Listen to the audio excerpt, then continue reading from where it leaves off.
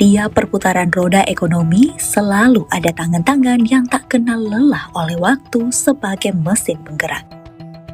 Sebagai penggerak ekonomi, saat ini pekerja terbiasa dengan standar waktu kerja 8 jam sehari, hak cuti tahunan, dan jaminan kesehatan.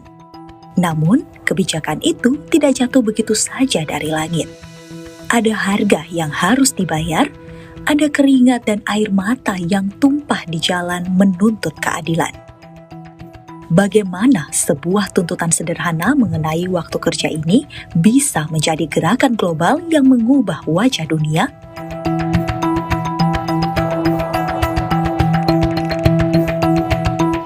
Sebuah peristiwa yang dikenal sebagai tragedi Haymarket terjadi di Chicago, Amerika Serikat pada 1 Mei 1886.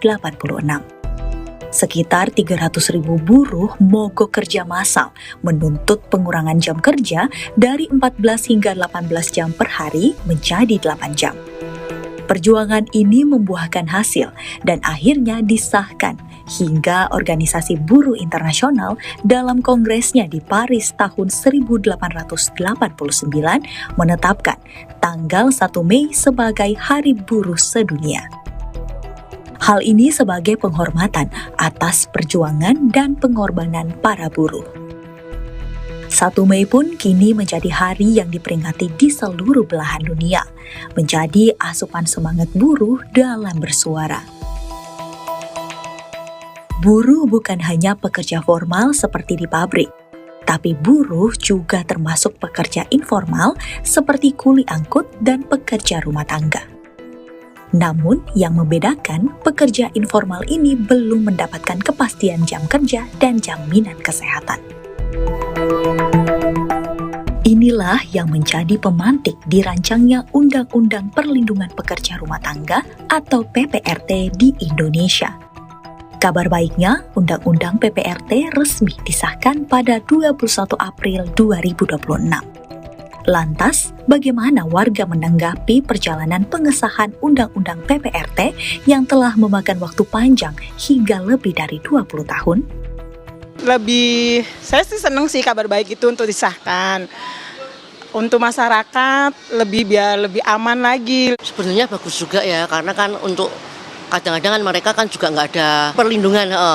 Takutnya kalau yang nggak ada perlindungan, mereka kadang-kadang ada yang orang yang seenaknya sendiri memperlakukan dia yang kurang bagus, kan kasihan gitu loh. Ini sangat kabar baik gitu ya, karena ada undang-undangnya, jadi pekerja rumah tangga bisa dilindungi gitu ya. Dan para pemberi kerja juga merasa aman.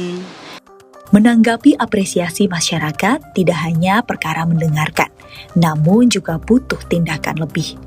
Anggota komisi bersama Badan Legislasi pun merancang butir-butir pasal agar menghasilkan ketetapan yang berkeadilan bagi pekerja dan pemberi kerja. Adapun substansi yang mengemuka dalam RUU PPRT yang telah disepakati antara lain: 1. Pengaturan mengenai perlindungan pekerja rumah tangga berasaskan kekeluargaan, perlindungan penghormatan hak asasi manusia, keadilan, kesejahteraan, dan kepastian hukum. Yang kedua, perekrutan PRT dapat dilakukan secara langsung ataupun secara tidak langsung. Yang ketiga, setiap orang yang membantu pekerjaan pada lingkup pekerjaan kerumah tanggaan yang berdasarkan adat, kekerabatan kekeluargaan, pendidikan, atau keagamaan tidak termasuk sebagai PRT, sebagaimana maksud dalam undang-undang ini. Lalu seperti apa tantangan dalam pengerjaan Undang-Undang PPRT sehingga baru disahkan tahun ini?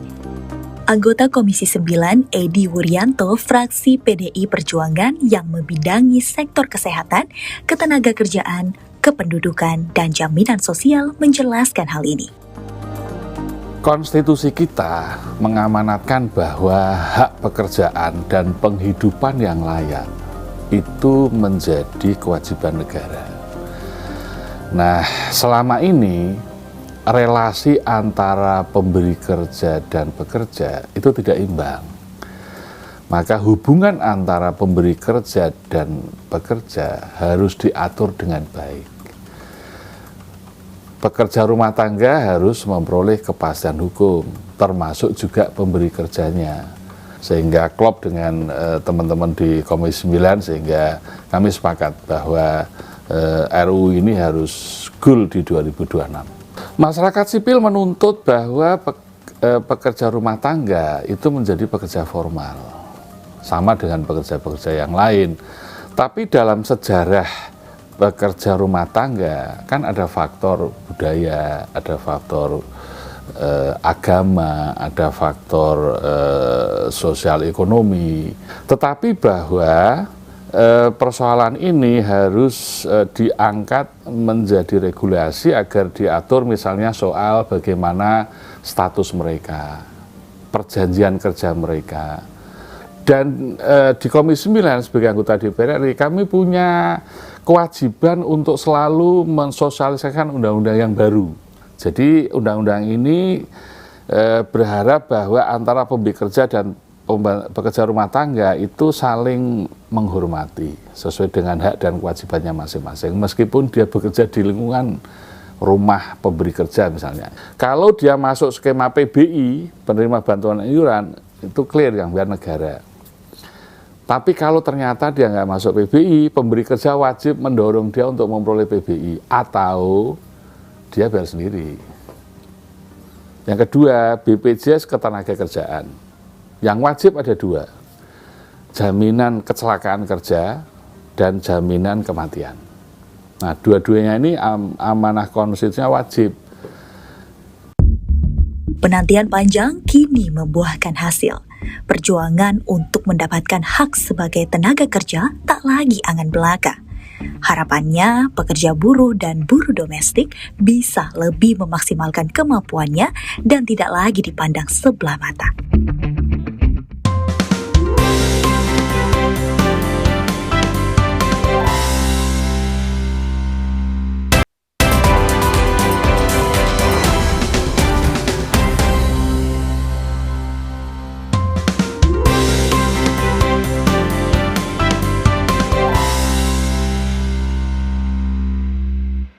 Berikutnya kami menanyakan sekali lagi kepada seluruh anggota, apakah rancangan undang-undang tentang perlindungan pekerja rumah tangga dapat disetujui untuk disahkan menjadi undang-undang? Setuju. Terima kasih. Pengesahan Undang-Undang Perlindungan Pekerja Rumah Tangga atau PPRT merupakan langkah krusial dalam memberikan kepastian hukum bagi jutaan pekerja di sektor domestik.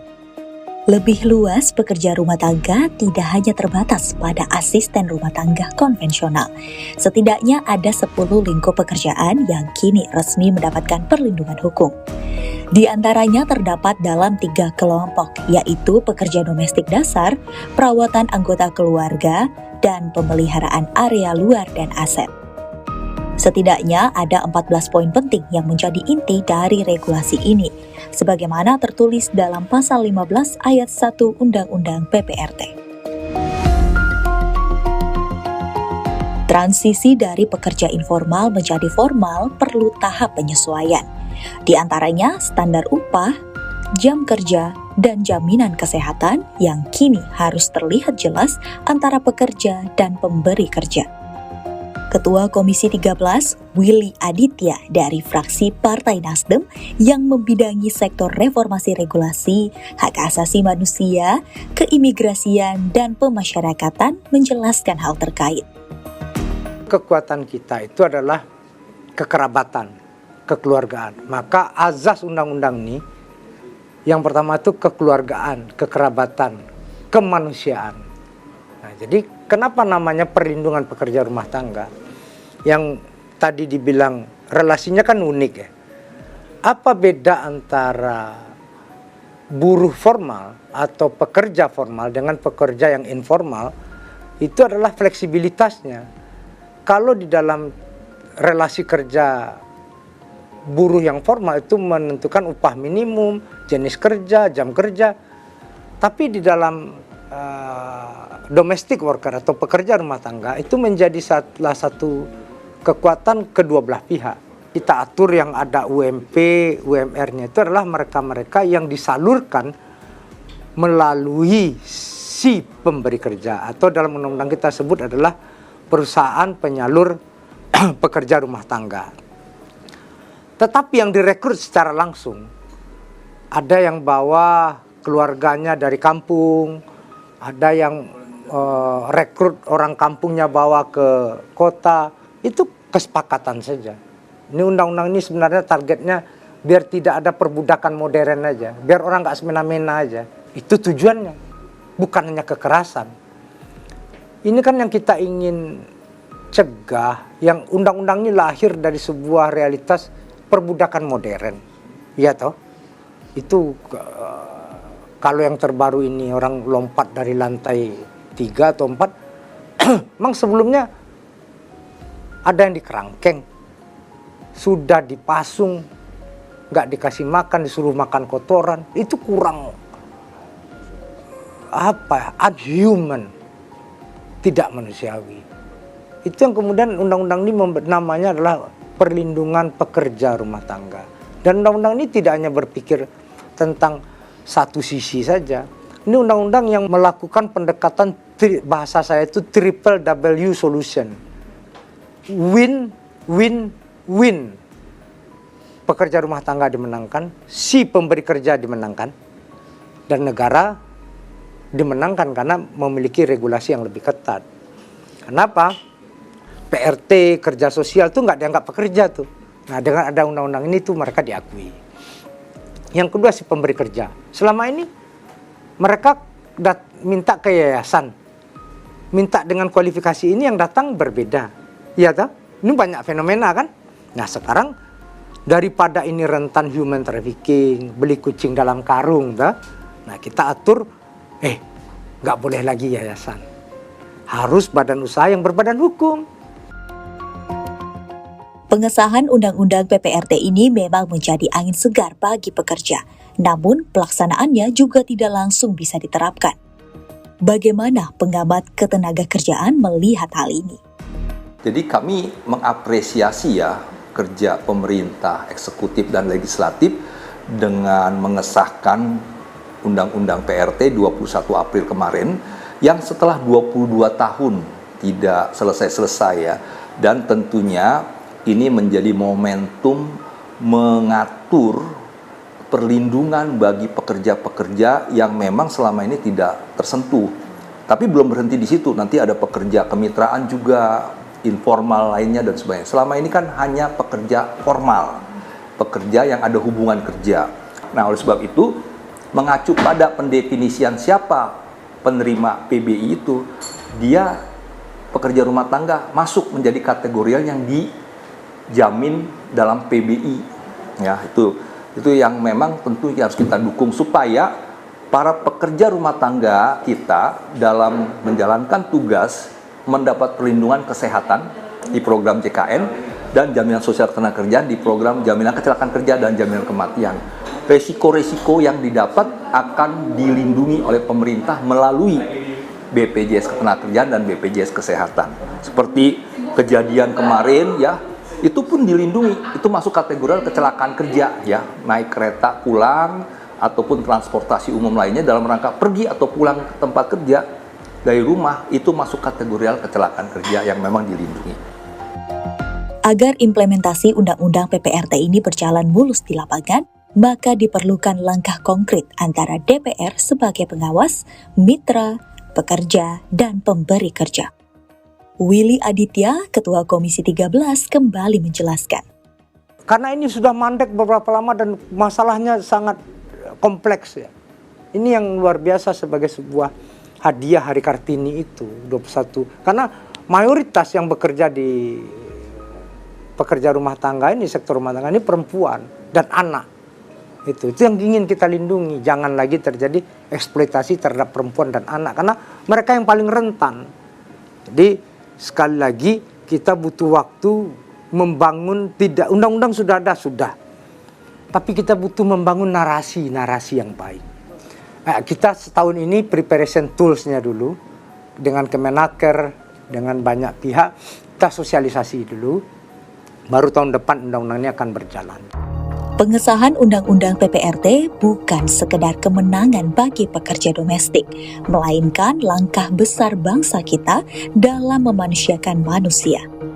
Kini, bola berada di tangan kita semua. Pemerintah, lembaga penyalur, hingga pemberi kerja harus memastikan aturan ini tidak hanya berhenti di atas kertas. Meski memakan waktu lama, Undang-Undang PPRT 2026 adalah bukti bahwa keadilan bisa diperjuangkan.